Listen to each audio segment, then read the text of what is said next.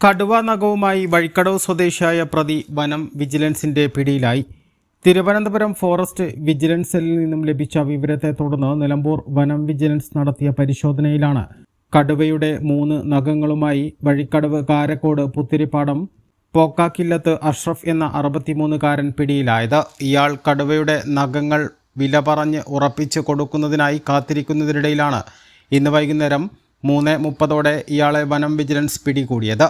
3 കടുവാ നഖങ്ങൾ 25,000-നും 5,000-നും ഇടയിൽ വില പറഞ്ഞ് ഉറപ്പിച്ചിരുന്നു. ഇന്ന് 4 മണിക്കാണ് കൈമാറ്റം ഉറപ്പിച്ചിരുന്നതെന്നും ഇയാൾ മൊഴി നൽകിയിട്ടുണ്ട്. കളിപ്പാട്ടങ്ങൾ ഉത്സവ സ്ഥലങ്ങളിൽ വിൽപ്പന നടത്തുന്ന ഇയാൾക്ക് 3 മാസം മുൻപ് തൃശൂർ ഭാഗത്തു നിന്നുമാണ് കടുവയുടെ 6 നഖങ്ങൾ ലഭിച്ചത്. ഇതിൽ 3 ഇയാൾ വിൽപ്പന നടത്തിയിരുന്നു. ഒന്നിന് 500 രൂപ പ്രകാരമാണ് തനിക്ക് ഒരാൾ നൽകിയതെന്നും ഇയാൾ പറയുന്നു. രോമത്തോടു കൂടിയ നഖങ്ങൾ ഒറിജിനൽ കടുവ നഖങ്ങളാണെന്ന് തിരിച്ചറിഞ്ഞതോടെ ഇയാൾ മോഹവിലയ്ക്ക് വിൽക്കുകയായിരുന്നു. കച്ചവടം ഉറപ്പിച്ച വിവരം വിജിലൻസിന് ലഭിച്ചതാണ് പ്രതിയെ പിടികൂടാൻ സഹായിച്ചത്.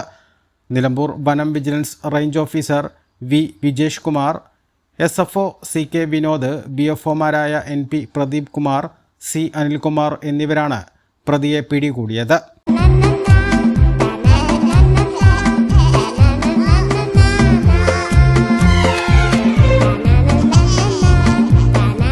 Super absorbent Poppies diapers.